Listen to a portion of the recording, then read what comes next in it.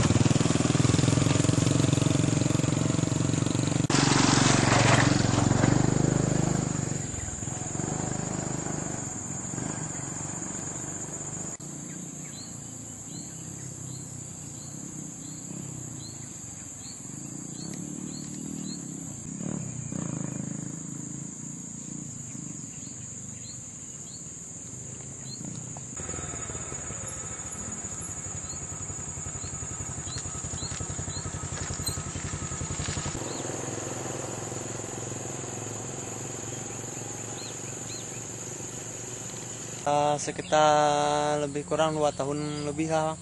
Kenapa bang? Rusaknya? Itulah rusaknya akibat runtuhnya banjir. Sampai sekarang belum pernah diperbaiki bang?